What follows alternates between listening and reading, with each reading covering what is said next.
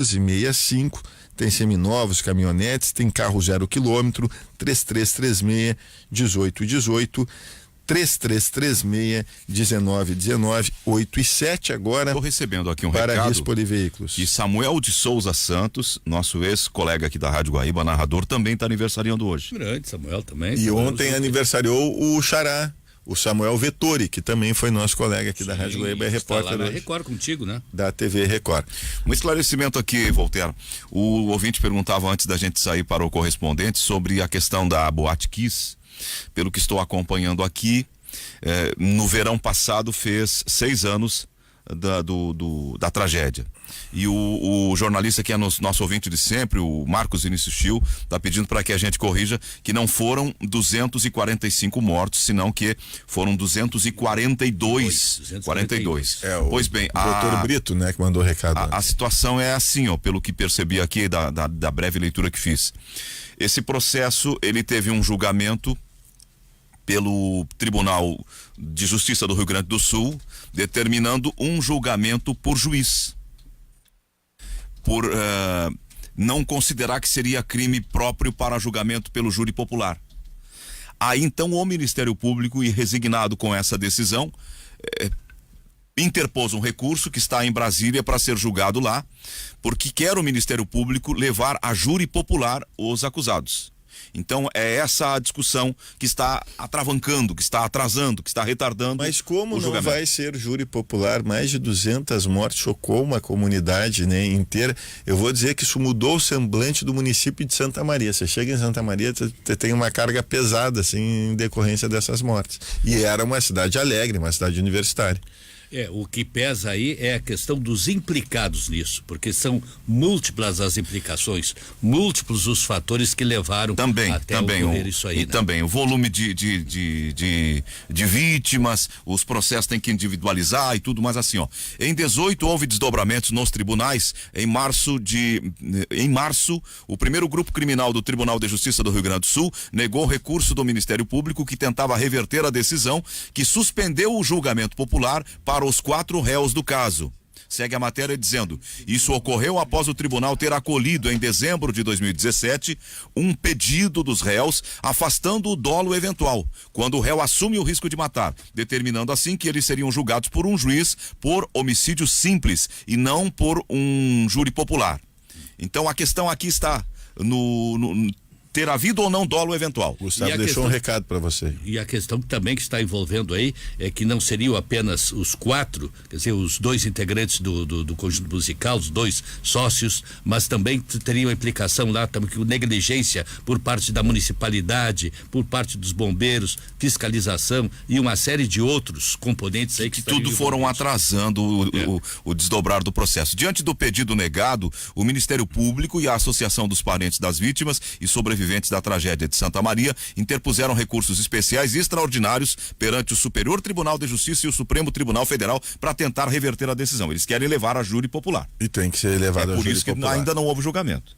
Deputado Enibas, presidente do Detran, e como é agora essa tarefa? Eu o chamei de secretário quando ele chegou aqui. Mas poderia ser, por que não? Isso é uma questão da gente conversar com o Eduardo Leite. Ele foi em algum momento o nosso Sérgio Moro da Segurança Pública do Rio Grande do Sul. Eu acredito, inclusive, que naquela época que o senhor foi secretário da Segurança, numa passagem, mesmo que breve, uma passagem marcante pela característica de enfrentamento que o senhor obteve, uma postura de combate muito forte à criminalidade.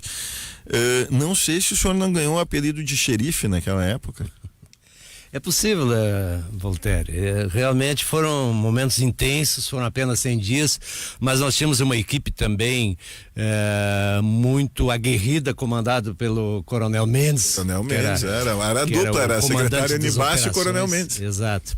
Mas eu quero até uma questão de justiça, antes de fazer uma avaliação do nosso trabalho no Detran, fazer referência ao nosso secretário de Segurança. Eu acho que o Rio Grande do Sul está bem servido pelo delegado Ranolfo, é um homem que conhece a área. E sem dúvida o trabalho que está sendo feito é um trabalho árduo, porque as coisas não são fáceis. É como alguém que está doente, toma um remédio errado, daqui a pouco a doença se agrava, e aí a solução precisa de uma grande junta médica e de um tratamento muito intenso. Então a situação da segurança se agravou nos últimos anos ou talvez até nas últimas décadas, e a solução para isso é longa, é difícil, e o delegado Ranolfo está aí com essa proposta de integração, trabalho integrado com todas as forças, e os resultados aos poucos vão aparecendo, e eu acho que nós estamos bem servidos, porque é uma área delicada, onde não dá para colocar alguém que não tenha conhecimento, que não seja do métier, não seja do meio. E o Ranolfo é do meio e está fazendo bom trabalho, e eu não tenho dúvida nenhuma. Agora ele é um super secretário, vamos colocar assim o Ranolfo, porque eu não sei hoje como tá, mas ele é vice-governador, é secretário da Segurança e ao mesmo tempo estava acumulando uma secretaria nova, a Secretaria Prisional. Mas agora é só a Secretaria de Segurança e vice-governador, que são grandes responsabilidades. Mas a Secretaria Penitenciária essa tem um titular? Sim, já foi nomeado titular. Que isso é importante que se tenha diante do caos do sistema prisional gaúcho uma pasta só para atender essa especificidade. Que a gente agora está sem vagas nos presídios, por incrível que pareça, olhem aqui a garantia da continuidade da criminalidade. Nós estamos sem vagas na fase. Quer dizer que tem adolescente infrator já enfrentando superlotação aí. Isso é garantia que o crime vai continuar. E não tem tornozeleira eletrônica.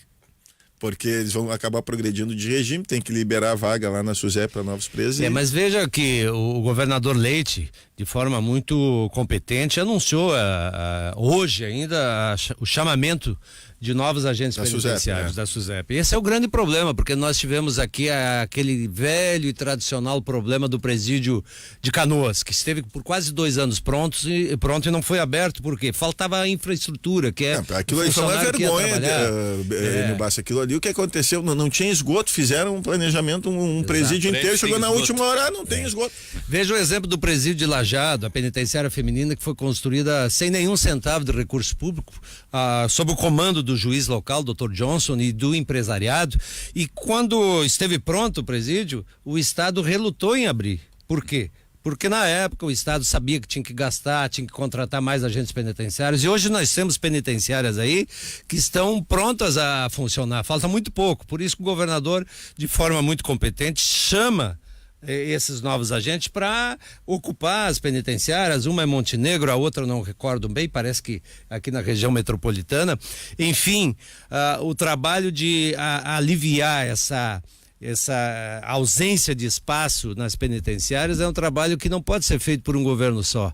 Todos os governos devem fazer isso. E, lamentavelmente, isto vem sido deixado de lado, até porque tem um ditado que diz que não dá voto, né? Não, e aquela história, né? Sempre que falavam em fazer um presídio numa determinada cidade, o prefeito pulava lá. Não, exato. Na minha cidade não, eu não quero presídio aqui. E de forma irresponsável, alguns governantes acabaram anunciando várias vezes que acabariam com o presídio central. O presídio central é problemático, mas não dá para acabar com ele se não tiver um local para colocar os 4-5 mil presos que estão ali. E agravou o problema quando não apenas se falou, mas se agiu, porque na época do governo Tarso, um pavilhão do presídio central chegou a ser demolido. Abaixo, E outros governantes também vinham nessa linha. Eu defendo aí que Porto Alegre, por ser a capital do estado, tem que ter o seu presídio. Porto Alegre tem que buscar a construção de um novo presídio, uma nova penitenciária, quem sabe até permutar com a área do Central, a construção numa área um pouco mais distante, mas não tem explicação nós pensarmos na ideia de acabar com o Central e não construir um presídio para a capital. Ou seja, continuar enviando os presos para o interior e criando um grande problema no interior do estado. Essas grandes facções criminosas que não existiam no interior do estado, nem queriam ir para o interior. Não se fizesse convite a eles de praticar crimes lá em Passo Fundo, Soledade, Lajeado, não. Eles queriam ficar aqui, que era mais confortável, até porque estavam perto dos seus familiares. À medida que alguns governos foram mandando para o interior esses presos, eles foram se consolidando no interior, e hoje as facções aí, que eu não vou citar os nomes aqui, estão todas organizadas em praticamente todos os municípios do Rio Grande do Sul. Alguns comandam o litoral, outros comandam a região central. Enfim, nós, de forma inocente, quando eu digo nós, a classe política acabou distribuindo o crime que era mais concentrado aqui em Porto Alegre, na Grande Porto Alegre, para regiões mais longínquas do nosso estado. Agora tinha que ter uma estátua, esse juiz lá de Lajeado. O Renato ganhou uma estátua, esse juiz de Lajeado tinha ganhado uma estátua. Ele conseguiu unir toda a comunidade e, com relação ao que falou o Jurandir, ele conseguiu convencer aqueles que resistiam de que pode gerar emprego, pode gerar renda, né, para a população, que pode ser benéfico e não há apenas aspectos negativos um presídio, esse juiz de Lajeado. Ele deu um exemplo de como construir uma penitenciária sem recursos públicos, além de mobilizar o empresariado, o Dr. Katz lá, que é da área, um arquiteto, um engenheiro, que se mobilizou também. Ele passou a reservar um fundo no judiciário. Toda a condenação que ele substituía por multas, ele destinava esses recursos para que ficassem guardados nesse fundo para serem investidos no complemento, na continuidade da obra de construção da penitenciária feminina. Então, há essa possibilidade do próprio judiciário participar financeiramente dessa questão. E agora já há um projeto lá, o próprio Dr. Johnson está comandando isso também, de ampliação da penitenciária do presídio masculino em Lajeado, que também está sobrecarregado, localizado numa área nobre, ali em frente à rodoviária municipal, e certamente ali também já caberia um estudo ou um trabalho para deslocá-lo para uma área um pouco mais distante do centro. Uma pergunta, eu vi que o senhor chegou aqui muito tranquilo, só conversamos sobre mães, sobre hábitos italianos, sobre o interior, sobre tudo, numa simplicidade que chama atenção, numa singeleza que chama atenção. Por quê? Porque um homem que se entrega como o senhor se entregou num dado momento a um combate de enfrentamento direto à criminalidade, a gente sempre pensa, quem está desse lado do balcão, esse cara está correndo risco. A integridade física dele, enfim, ele está em risco. E eu noto que o senhor trabalha isso com naturalidade. O senhor não tem medo de, depois de tudo que fez em defesa da sociedade, é claro, nobre gesto, mas se expondo no enfrentamento à criminalidade, como é que o senhor trabalha com isso, com a questão da sua segurança? Olha, até um tempo atrás, José Aldo, eu trabalhava com a ideia de que eu era pouco conhecido. Mas hoje isso já não existe, as pessoas começam a identificar, e eu acho que isso também é função da idade, né? 60 anos de vida pública e de vida mesmo. Não, o senhor era conhecido. Tornou muito conhecido. Era tão né? conhecido que se disse que o seu problema, quando ficou tão famoso como secretário, era que o senhor estava ofuscando a figura da governadora. Que o senhor seria o próximo governador, porque a notoriedade que o senhor estava alcançando como secretário de segurança conduzia ao natural para isso. O senhor se tornou muito conhecido. Sim, mas isso nunca passou, eu confesso, nunca passou na minha cabeça, porque... mas que bom, então. Eu sinceramente... E acha que não vale a pena concorrer ao presidente? Eu acho que eu sou sincero, eu sempre digo que eu fui longe demais, ou seja, quem veio de onde eu vim, com as dificuldades que passei, não sendo alguém de compactuar, teve um político que um dia disse, olha, com o Bassi não dá porque ele é ruim do negócio. Realmente eu levo uma vida simples, clara, costumo cumprir palavra, como muitos o fazem, mas não é esta a imagem que se tem dos políticos, e não tem essa ambição que todos dizem. Frequentemente me perguntam, mas e agora? Não se elegeu a deputado estadual? Vai concorrer a alguma coisa? Dificilmente. Por quê? Porque eu acho que a vida não é só ocupar a função pública. Eu acho que eu já fiz a minha parcela de contribuição, tanto 20 anos como federal, como aquele período na Secretaria de Segurança. Eu acho que agora eu tenho mais a que contribuir. Então eu estou muito tranquilo nesse processo, porque muitos acham que eu tenho uma ambição até de virar secretário, isso aqui. Não. Eu quero é contribuir com o governo Leite, que veio para recuperar a situação do Estado, que é muito difícil, mas vejo nele um político diferenciado. É um político que vem com projetos inovadores, com uma cabeça nova, ainda não contaminada por alguns defeitos que o tempo coloca nos políticos. Então eu acredito muito no governo Leite e quero contribuir lá no Detran. Ele acabou com a oposição na Câmara, na Exato, Assembleia. na Assembleia. Mas a segurança, eu lhe perguntei. Não, eu digo e acho que a segurança está muito bem, como eu disse antes, nas mãos do delegado Ranolfo e todo o grupo que trabalha com ele. Eu quero auxiliar. A sua segurança? A minha segurança, eu diria, Zé Aldo, que na vida tudo tem um risco, mas eu tenho muita convicção porque a minha vida é muito regrada. Eu não frequento ambientes onde exatamente podem ocorrer algum tipo de ação. Eu acho que eu tenho receio, mas o receio não pode fazer com que você deixe de fazer o que é essencial no dia a dia. Eu acho que as ameaças maiores seriam do período que o senhor foi secretário. Foram grandes, foram intensas as ameaças e elas permaneceram por um bom tempo, alguns anos depois. E a propósito disso, e a propósito que o Voltaire colocou colocou. O senhor, como secretário de Estado da área da segurança, estava fazendo um trabalho notório. A comunidade toda estava ressaltando o seu trabalho. E, de repente, o senhor acabou sendo apeado aí. Lhe puxaram o tapete? Olha, isso faz tanto tempo. Jurandir, isso foi em 2007. A pergunta num tom Galdério, apiado. Apiado. Eu Puxaram diria o tapete. assim, isso foi lá em 2007, estamos aí, portanto, em 2019, fazem 12 anos.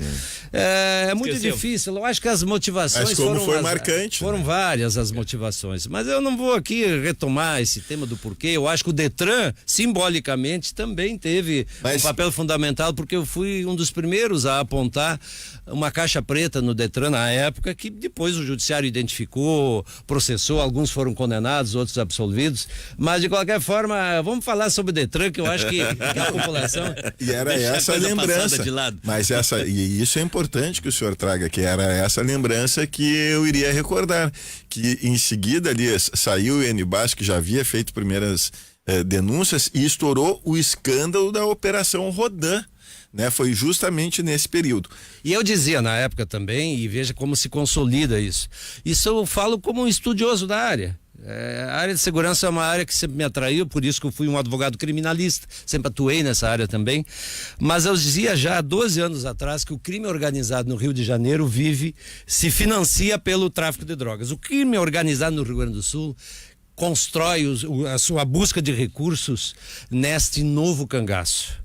Nesses assaltos, arrombamentos, bancos no interior de do bancos estado. e caixas eletrônicas. Ontem tivemos Porto Xavier. Exato. Primeira Há 12 vez, né? anos isso já dava para ser identificado e hoje cada vez se percebe mais isso, porque a cada ação dessa, e lá em Porto Xavier não foi diferente, ele sai com sacos de dinheiro vivo.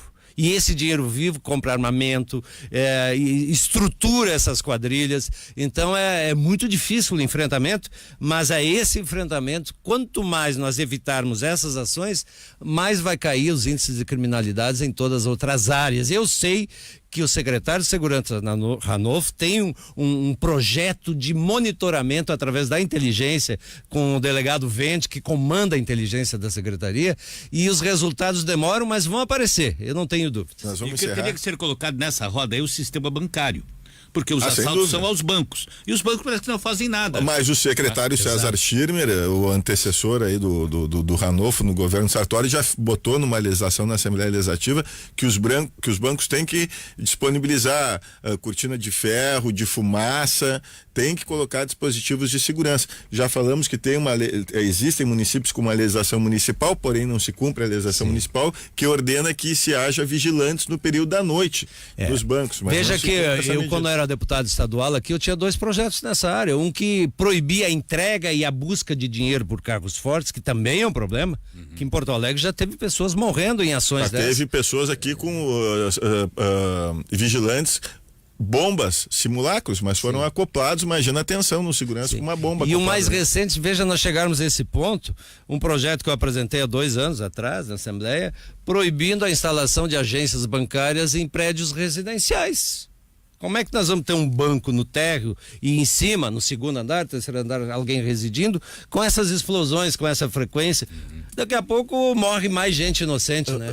Presidente, chegaram a roubar a agência do Banrisul no prédio da Secretaria da Segurança Pública aqui em Porto Alegre. Que é coisa, né? forte. mais Mas ninguém notória do que essa. tá livre disso, né? Eu não tô livre de sair agora aqui e ser assaltado, quer dizer, a criminalidade, ela não escolhe vítima. Mas para encerrar só essa questão da sua passagem lá no governo da IEDA, na Secretaria, o seu sucessor foi José Otávio Germano.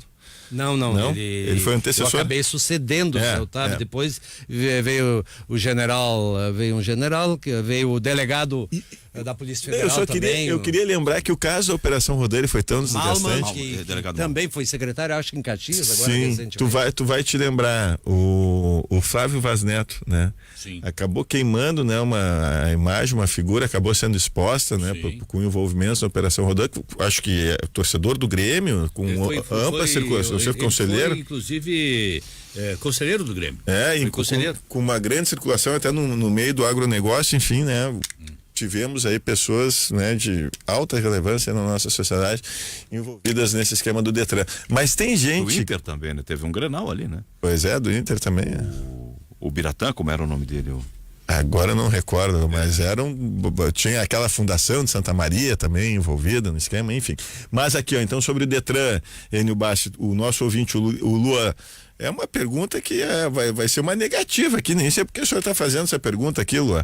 Ele quer saber quando que, se tem alguma previsão para reduzir tarifas no Detran, como carteira de motorista e taxa. Mas onde alguém já viu baixar taxa pública aqui nesse país? Não vai acontecer. Voltaire, deixa eu responder para ele até que há possibilidade sim, mas essas possibilidades não dependem só do Detran. Em primeiro lugar, eu quero fazer o registro de que quando fui convidado junto com o meu adjunto, que é o Marcelo Soletti, que tem muita experiência, porque atuou aqui na IPTC, junto com a Disa Gonzaga, que é a diretora institucional, que tem todo um histórico de trabalho na prevenção, na educação para o trânsito, juntamente com o Fábio, que é o nosso diretor técnico, enfim, com pessoas com qualificação.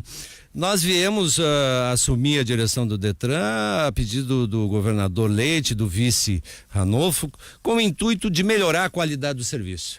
E aí, quando cheguei no Detran, comecei a observar o que dá para fazer e cheguei à conclusão que tem muita coisa que já está na lei que o Rio Grande do Sul não cumpria. Veja essa questão da reciclagem preventiva para motoristas profissionais, isso já é cumprido em São Paulo há bastante tempo, em outros estados, e aqui não se cumpria, que é uma maneira de viabilizar ao motorista profissional, que tem caminhão, que dirige ônibus, que trabalha em função da sua carteira de motorista, que ele faça a reciclagem antes de chegar aos 20 pontos e com isso ele não fique suspenso por 30 dias, a sua carteira não seja interrompida e daqui a pouco ele fique desempregado, deixe de sustentar a família. Isso só beneficia aquelas infrações leves, moderadas, graves, não as gravíssimas. Como é que é na prática isso, secretário? Na prática, o motorista profissional com a carteira C, D ou E, que é o motorista de caminhão, de ônibus, de van escolar ou de carro conjugado com reboque, esses motoristas que trabalham em função da carteira que possuem, eles quando chegarem aos 14 pontos, eles já podem espontaneamente, é opcional, eles têm essa faculdade, ir ao CFC e solicitar reciclagem preventiva. Ou seja, aquela carga horária que se faz normalmente quando se chega aos 20 pontos. Já tem a reciclagem feita. Quando alcançar o limite. Ele não chega a alcançar o limite, porque feita a reciclagem, zera os seus pontos na carteira e começa limpa. E ele só pode fazer isso a cada 12 meses, então não pode ser algo com tanta frequência. E observe-se aqui, para deixar bem claro, que se ele praticar uma ação gravíssima, se estiver em alta velocidade, 50% a mais do que o limite, ele já automaticamente tem a carteira suspensa. For pego embriagado, automaticamente tem a carteira suspensa. Não interessa a pontuação. Mas não tem uma quebra de isonomia nisso, secretário? Porque aí... Presidente. Diretor. Porque aí se trata o profissional do volante com um benefício que não se dá ao cidadão comum. Os desiguais têm que ser tratados de forma desigual. O que é? O motorista profissional, ele está na estrada praticamente todos os dias. 365 e a vida dele dias depende por ano. ali. A vida depende daquilo, da sua família. E ele está viajando para o Nordeste, para São Paulo, para o Sudeste, diferentemente do motorista normal, o cidadão como nós, que é um motorista urbano. Essa praticamente. distinção é a lei que faz. A lei que faz, já está no Código de Trânsito, então não é inovação nossa. Já está na lei e nós só estamos fazendo com que ela seja aplicada. Assim como outras questões, nós temos aí a possibilidade, que já está na lei, de dar um desconto de 40% para o motorista que recebeu uma multa e não entrar com recurso. Ele abre mão de fazer um recurso e paga a multa, ele teria um desconto de 40%.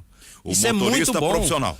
Qualquer cidadão. Aqui é para todo cidadão que tem carteira de motorista, se ele pratica uma infração... Que A, B ou C. A qualquer carteira. Como é que é? Se ele pratica uma infração? Se ele pratica uma infração, recebe a multa e abre mão de recurso, não paga faz o recurso, ele tem um desconto de 40%, isso é previsto no Código. Hoje no Rio Grande do Sul isso não é implementado, nós temos que implementar. Isso é bom para o Estado que recebe esse recurso, diminui as montanhas de recursos que estão lá no Jari e em todas as juntas de recursos aí do Detran, o que... Vai oxigenar o processo. Vai oxigenar o processo e para o cidadão é importante também. Vocês já implementaram isso? Nós vamos implementar, é o próximo passo. Para o cidadão saber, a multa, quanto ele tem, quanto a pontuação de multa que ele tem, ele pode acessar através da internet? Acessa o site como é do que ele Detran. faz? Acessa o site do Detran e ali vai buscar através do número da sua CNH, ou se é relacionado a um automóvel, o número do Denatran, e vai abrir no site. Vocês irão notificar toda a página com todas as informações que ele precisa. Os Ele vai infratores. saber quanto ele... Vai saber, sim. Pontuação. A pontuação até é bom que ele acompanha, para que não seja Me surpreendido. interessou isso aí, imagino que as pessoas que estão nos ouvindo também. Para o infrator que tenha cometido hoje, que venha a cometer hoje uma infração e que receba a notificação da penalização. Se ele desistir de qualquer recurso contra aquele auto de infração e ele pretender pagar, ele terá direito a desconto de 40%. Terá desconto de 40%. Ele será notificado que já na notificação que ele pode fazer o pagamento. Como é que vai ser isso também na prática? Nós estamos construindo na prática no modelo no sentido de que ao receber a notificação, ele já tenha na própria notificação esta informação que ele tem que acessar o site do Detran, e nesse site ele vai colocar que abre mão de qualquer recurso. Concorda com a multa e quer pagar. Concorda e paga e ganha 40% de desconto. Veja que isso é importantíssimo e lamentavelmente o Estado, outras gestões, não sei por que razões, não implementaram. E nós vamos implementar. É questão de mais alguns dias aí, porque temos que falar com a própria Procerx, adequar isso a todo o sistema. Operacionalidade disso. Exato. Veja Imagina uma multa de 1.000 baixa para 400. Veja que veja, por exemplo, outra coisa que está na lei que não é implementado aqui.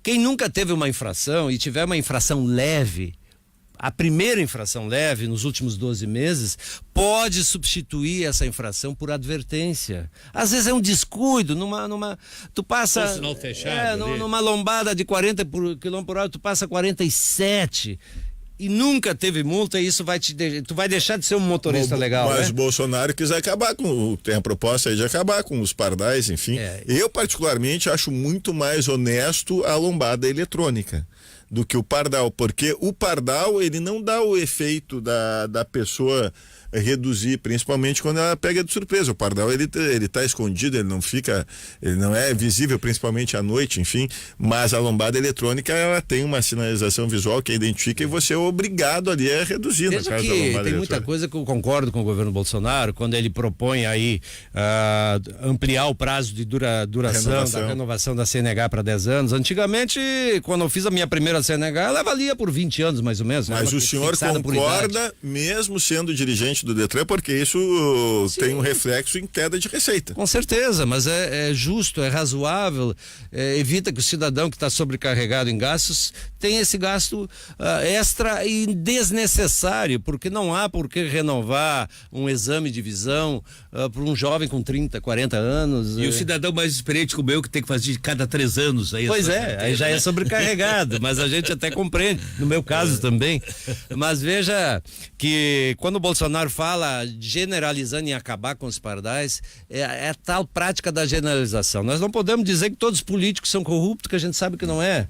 Não dá para dizer que todo empresário só pensa em dinheiro quando não é. E não dá para dizer que acabar com todos os pardais vai resolver o problema de uma suposta indústria da multa. Não é verdade. Nós temos que olhar caso a caso. Se realmente eles acabarem com os pardais das rodovias federais, é matemático. Vai dobrar o número de mortes no trânsito. Vai.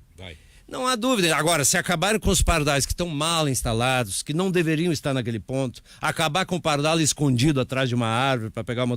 Essas coisas eu aceito, concordo. Agora, simplesmente passar a régua e acabar com todos, nós temos que ter a visão do cidadão que perde um filho no trânsito, um amigo no trânsito, e do motorista irresponsável que quando ele pegar uma 386, ele ouviu na Guaíba antes, bom, não tem mais pardal na 386, ele fica à vontade para pisar o quanto ele quiser. Lá no fundo. E tem um ouvinte aqui que se meteu num rolo aqui, numa confusão, e a gente sabe que esse negócio de negociar carro, né, tem rolo.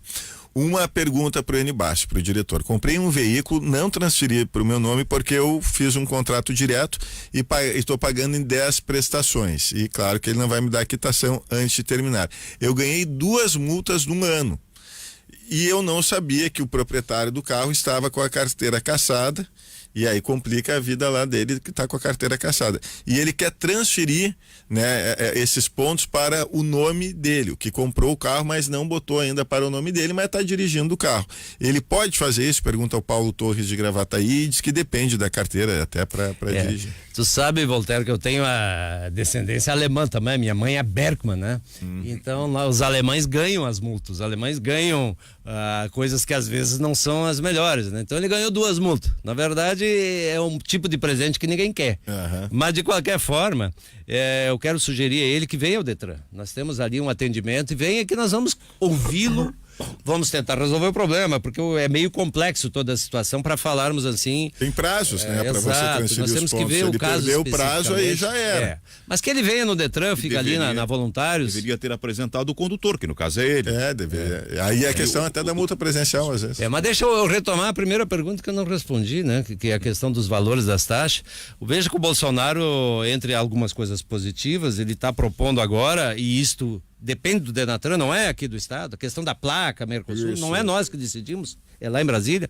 Ele propõe o fim do simulador. E isto vai dar uma economia de R$315. E nós, Detran Gaúcho, concordamos que o simulador não tem a eficácia que dizem, ou não tem comprovação de que os resultados são positivos. É muito melhor, ao invés de 5 horas com o simulador, nós acrescermos 2 horas de aula prática do que aquele equipamento. O grande problema hoje... Legal, então estão fazendo com o dono do CFC o mesmo que fizeram com o motorista e o kit de primeiro socorro, os socorros, outro negócio que tinha possível. Agora mais recentemente. O extintor. Do extintor de incêndio. Isso é uma sacanagem. Vamos combinar. O dono do CFC aí, ele investiu cerca de 40 a 60 mil reais.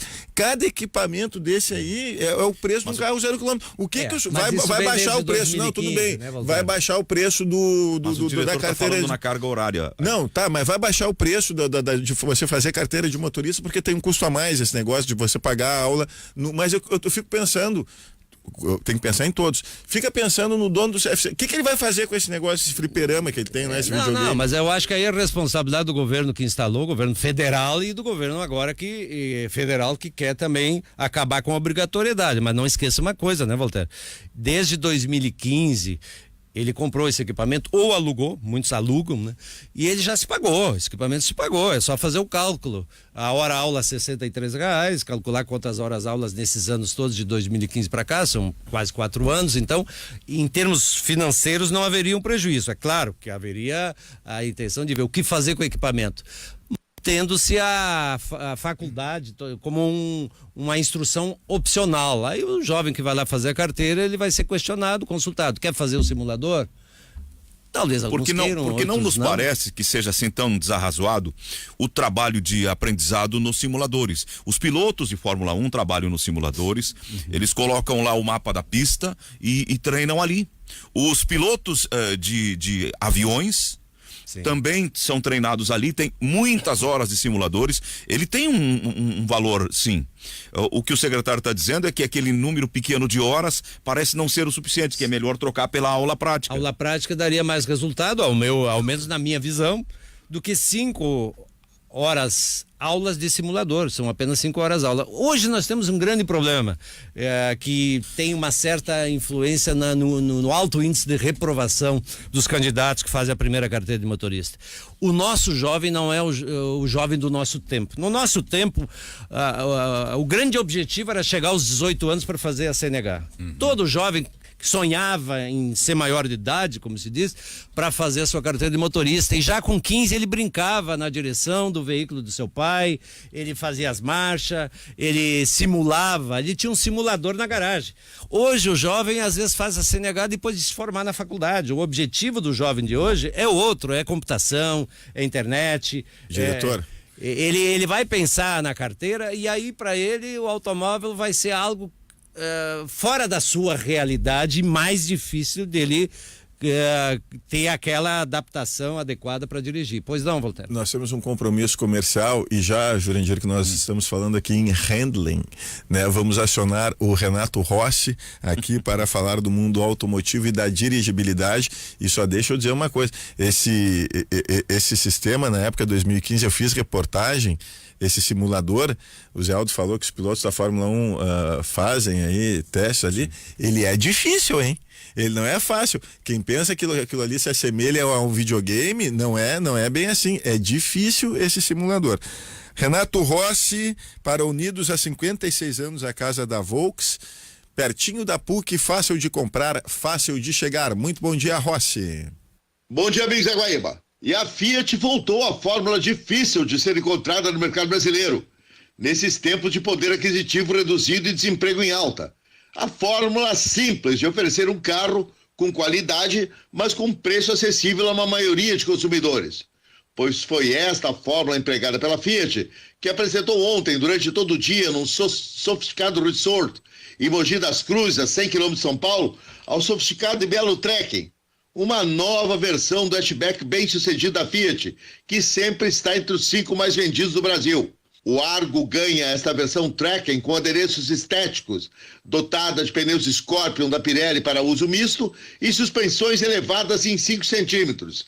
A Fiat afirmou ontem, o seu departamento de engenharia, que houve um trabalho de 130 mil horas visando adaptar este Trekking à possibilidade de também andar em terrenos mais difíceis. Não um mato sem cachorro, porque afinal é um hatchback 4x2. Mas no teste de ontem, de mais 100 km de rodovia e também passando por vias de terra, estradas vicinais esburacadas, deu para sentir que a engenharia fez um belo trabalho nas suspensões.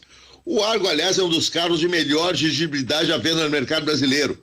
Tem uma impecável estabilidade direcional, anda em linha reta, sem nenhum desvio de trajetória, é neutro nas curvas, não saindo de frente ou de traseira, e muito forte na versão 1.8. Agora, o grande surpresa do Trekking foi a revelação do preço. Apenas 58 mil reais. Olha, um preço aí muito aquém, por exemplo, de quem queira comprar um crossover. Não se encontra crossover no mercado brasileiro hoje a menos de 90 mil reais. E leva para casa um carro com um design super elegante, suspensões mais elevadas, pneus mais largos, pinta de valente e, como eu disse, com uma ótimo nível de dirigibilidade. Uma fórmula que sempre foi uma fórmula da Fiat, né? Oferecer carros acessíveis a uma maioria de consumidores. Uma marca que se consagrou aqui no Brasil no segmento popular. E agora, o belo Argo Trekking está aí por 58 mil. Vai vender muito. Um novo encontro à tarde aqui na Guaíba. Informações do trânsito. O trânsito segue muito pesado para quem chega a Porto Alegre pela Freeway. Melhorou pela região das ilhas e também pela região do aeroporto, a Avenida Zaida Jarros, mas com muitos pontos de lentidão. Apenas não está mais congestionado. Quem trafega pela região da Zona Sul vai encontrar trânsito bastante intenso pela Vicente Monteja, se dirigindo à região da terceira perimetral por conta de um acidente envolvendo carro e moto. E segue lento também a Venceslau Escobar, para quem vai se dirigindo pela Icaraí ou Diário de Notícias em direção ao centro de Porto Alegre. Região do Menino Deus, com trânsito bastante difícil, próxima a Múcio Teixeira com a Botafogo por causa de acidente envolvendo 2 carros que colidiram em direção a José de Alencar. Bento Gonçalves com trânsito lento em vários pontos e a Avenida Ipiranga com trânsito mais complicado a partir do bairro Jardim Botânico até a altura da Borges de Medeiros nessa manhã de quinta-feira. A Rio Grande é uma seguradora que cuida do futuro da nossa gente com as melhores soluções em seguros de vida e previdência. Rio Grande Seguros e Previdência. Com as informações do trânsito, Letícia Pelim. Previsão do tempo. Oferecimento Ponto dos Cafés, deliciosas bebidas quentes ao simples toque de um botão. Variedade de máquinas para atender todas as necessidades da sua empresa. Marque uma visita pelo fone 3325.009 e conheça o site pontodoscafés.com.br. Umidade associada a um sistema de baixa pressão provoca instabilidade no território gaúcho nesta quinta-feira. Hoje, muitas nuvens provocam chuva de cedo nas metades oeste e sul e no decorrer do dia, a instabilidade e a chuva atingem também as demais regiões, inclusive a capital e região metropolitana, onde deve começar a chover ao redor do meio-dia, mas sobretudo durante a tarde. Durante o dia, devido à instabilidade, não esquenta muito e as máximas não vão passar dos 25 graus em muitos locais. Na capital e região metropolitana, se espera máximas de 25, 26 graus. Na sexta e no sábado, uma frente fria reforça a instabilidade e chove em todo o território gaúcho a qualquer hora. Da Metsul, Luiz Fernando Nartigal. Pensando em almoçar em um lugar que integra história, conforto e gastronomia? Vá ao Chalé da Praça 15. Além do serviço de à la carte, oferece 2 opções saborosas de buffet, o especial e o do chefe. O Banco Confidência agora é Travelex Bank. E isso não é só uma mudança, é uma evolução. Porque a gente sabe que ter um parceiro global em câmbio abre portas para que seus negócios cresçam aqui e em qualquer lugar do mundo. Seja para você ou para a sua empresa, conte com a agilidade e segurança das soluções completas do Travelex Bank, o seu banco de câmbio. Acesse travelexbank.com.br.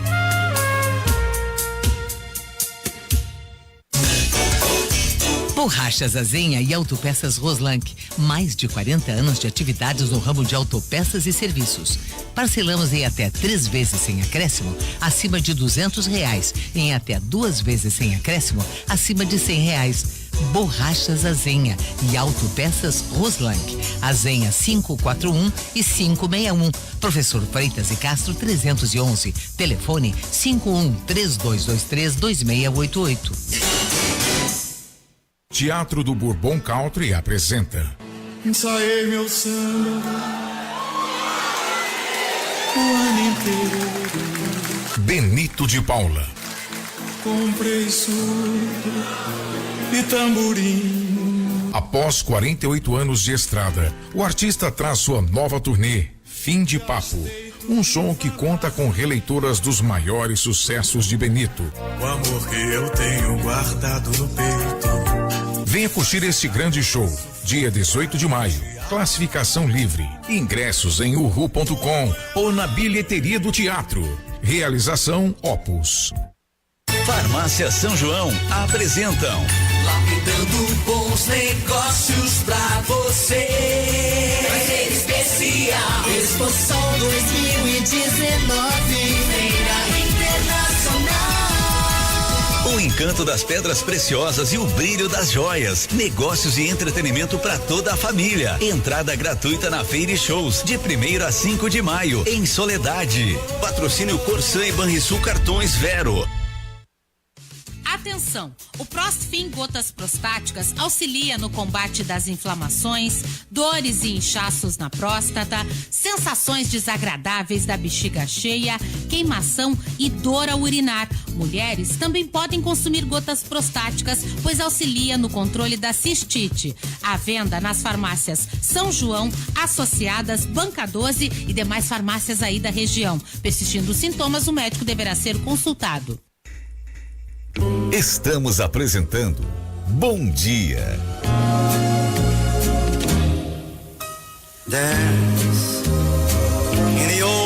Estamos de volta aqui com Bom Dia, trilha sonora para a STM. Bom Dia, que também tem um oferecimento de Tubolândia. Não passe calor, passe na Tubolândia, ar-condicionado para todas as marcas, na Alberto Bin 533, junto conosco também no Bom Dia, Borrachas Azenha e Roslank Autopeças, mais de 40 anos no mercado automotivo. Azenha 541-3223-2688. E a Sulgás gerou 1 bilhão e 400 milhões de reais de lucro, mas o governador quer vender essa empresa lucrativa para tomar mais um empréstimo impagável ao Estado. Recado da Sulgás. Enio Bassi, o senhor como diretor do Detran tem um tema palpitante essa semana, que é a fraude nos exames de toxicologia. Na realidade, nós, né, sendo brasileiros, já esperávamos, né, que alguma coisa parecida, o jeitinho, a malandragem iria surgir aí nessa seara também. Nós estamos aí acompanhando as investigações aqui em Santa Catarina e certamente alguma coisa pode respingar para o Rio Grande do Sul. Já há informações de que alguns motoristas detectados lá, alguns caminhoneiros, teriam conseguido a sua CNH aqui no Rio Grande do Sul com o uso de laudos falsificados por esse laboratório lá, se não me engano, em Criciúma, né? Ou Joinville, não me lembro qual é a cidade, mas ali em Santa Catarina. Então, o que nós estamos fazendo? Monitorando a corregedoria do Detran, a doutora Fernanda tem acompanhado isso diariamente, para fazermos um estudo, inclusive, que se detectar alguma suspeita de irregularidade, nós vamos bloquear essa CNH e dar a esse motorista um prazo curto para que ele apresente um novo laudo, né? Agora, a gente sabe que o crime, a prática criminosa, desde aqueles crimes mais graves até os de menor potencial ofensivo, eles vão se adequando, se adaptando. Então, burlar a lei, mesmo com todo o rigor, fiscalização, acontece. A balada segura. Dirigir embriagado, todo mundo sabe que é crime. Está na lei que matar é crime, roubar é crime e dirigir embriagado é crime. Por que o cidadão insiste em entender que dirigir embriagado não é tão grave? Claro que é grave. Então é necessário que caia a zero esse índice. E nós, lamentavelmente, ainda temos um índice de 6 a 7% de motoristas que são abordados em operações dirigindo embriagado, e alguns com reincidência. Eu até detecto nesses alguns que possivelmente sejam alcoólatras e não conseguem abandonar a bebida mesmo por algumas horas para dirigir. Então eu acho que o rigor tem que existir, a punição, a multa, a tolerância zero nos crimes maiores. Aliás, o secretário César Faccioli está fazendo um trabalho inicial, mas muito importante também na questão penitenciária. E quando falam aí nesta questão dos presos amarrados em viatura, é bom que se lembre também que isso não é de agora, né? Isso vem de longe e o problema se agrava, e certamente o governo Leite, que está aí há tão pouco tempo, não teve ainda o tempo necessário para começar a corrigir. Se construiu na gestão passada até uma área para se colocar esses presos lá no Presídio Central, que seria um centro de passagem. Tinha aquele ônibus aí, o Azulão, não sei bem o nome, que era usado até para isso, para colocar presos provisórios. Eu sempre digo, eu não quero ver presos amarrados em viaturas ou em frente em delegacias, mas eu prefiro eles fora de ação. Em ação é muito pior. Por isso que o governo está, junto com o Faccioli, que é o nosso secretário aí, trabalhando. O governador Eduardo Leite, quando chama novos agentes penitenciários, ele demonstra claramente que o enfrentamento à criminalidade do secretário Ranolfo e desse governo não é só brincadeira, não, é para valer. Só fazer uma correção aqui, o ouvinte até nos auxilia nisso. Eu fiz um cálculo errado do percentual. Eu disse que 40% de desconto baixava de 1.000 para 400. Não, na verdade vai baixar para R$600 numa hipótese de uma multa de R$1.000 com o desconto pagando antecipado, não recorrendo. 40% de desconto baixa para R$600. Estudando também, isso vem ao encontro da primeira pergunta que nós tivemos, a questão do valor. É bom que se diga que uma carteira de motorista categoria B custa em torno de R$2.200. Desses 2.200, isso a população não sabe. O que fica com o Detran, a taxa do Detran é de R$302, R$300, que é para o Detran fazer toda a operação, documentos, estrutura e ainda pagar os instrutores que vão fazer os exames para aprovar ou reprovar o candidato. Os outros 1.900 e poucos reais vai para o CFC custear os serviços que ele presta, que é a autoescola, a aula de simulador, aulas teóricas, enfim, médicos, psicólogos. Então, o grosso, mais de 90%, não é para o Detran. Então, quando diz o Detran cobra 2.200, não, o Detran cobra R$300, que é a sua taxa para administrar isso, e o demais, o custo, o grosso do custo vai para esse gasto com o serviço prestado pelo CFC, aluguel de caminhões para fazer autoescola, aluguel de veículos pesados.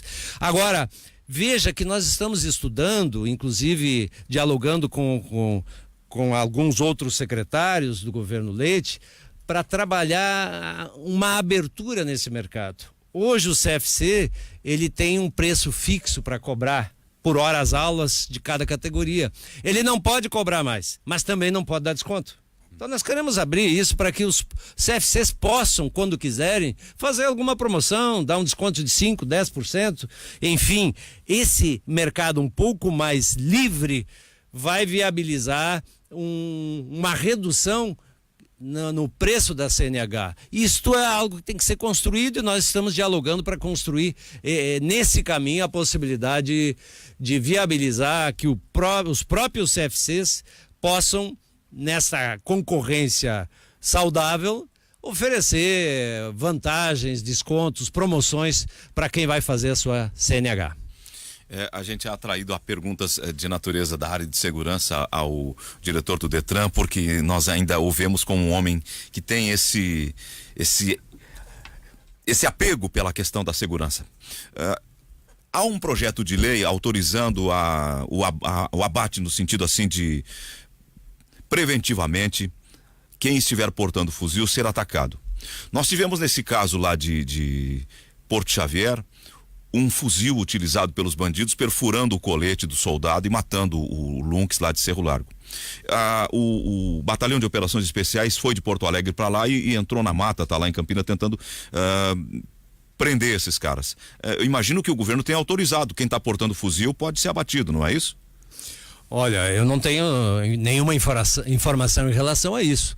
Agora, eu não tenho dúvidas que a nossa Brigada Militar, Polícia Civil, são altamente qualificados para esse enfrentamento e basta que se aguarde, porque esses delinquentes vão ser presos ou, se for o caso, uma eventual resistência, vão ser abatidos. Por que não? Eu acho que o policial tem que, em primeiro lugar, proteger também a sua vida e defender a sociedade.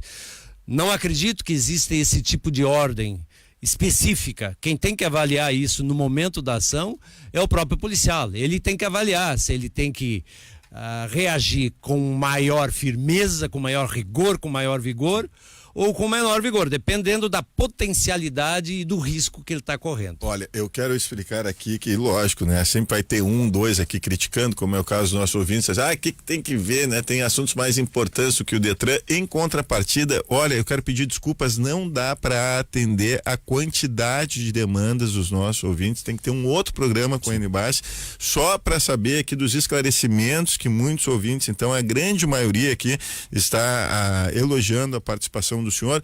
Encerrou o nosso programa, muito obrigado pela sua presença e nós vamos ter que ter uma outra oportunidade. Muita gente falando aqui, o aplicativo SNE é confiável, dá até para pagar as multas, né? E com desconto, enfim, muito obrigado pela sua participação, até uma próxima, porque o senhor vai ser bem-vindo numa outra oportunidade. E deixa eu só colocar aqui rapidamente o que o nosso secretário de comunicação da prefeitura... o que eu ia colocar, pode falar, o Horácio Andrade. Pedindo. Apuramos que o que o ouvinte reclama é de um aerolevantamento que foi feito desde 2010 para pegar áreas irregulares. Qualquer opinião contrária deve ser encaminhada à Secretaria da Fazenda com a devida comprovação técnica. Essas áreas foram construídas e não informadas à Prefeitura, ou seja, não tem nada a ver com a planta do IPTU. E não tem nada a ver com o pagamento do IPTU, e esse aerolevantamento feito lá em 2010 é um antigo e agora tem um novo, né, que a Prefeitura contratou, que vai contar inclusive com a participação dos drones. Nosso programa encerrando, antes lembrando que fontes para notebook, tablets e outros na Tubolândia. Ligue 30 27 97 97. Tubolândia, que fica na Avenida Alberto Bins 533, e o nosso programa aqui lamentando esta perda, a queda de um homem da segurança pública, né? Um policial militar nesse enfrentamento. Fabiano Rec Lunx, 34 anos, 10 anos de brigada. Um herói, e é aquilo que diz, né? O comandante Ikeda, não é a Brigada Militar quem dá o primeiro disparo, e sempre que houver o primeiro disparo partir por parte da bandidagem, respondendo aqui aos áudios, lógico, sem dúvida nenhuma, a Brigada Militar vai responder. E ainda no programa de hoje nós falamos aqui, né, o Sérgio Moro, né, quer reduzir a pena ou até mesmo nem dar punição para aqueles que agirem em casos de legítima defesa. O programa encerra por aqui, vem aí Maria Luísa Benites com Guaíba Notícias.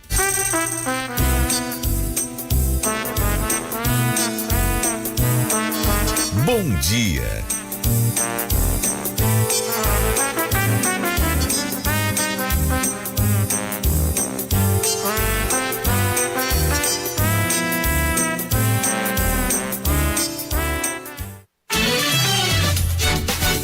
Guaíba Notícias.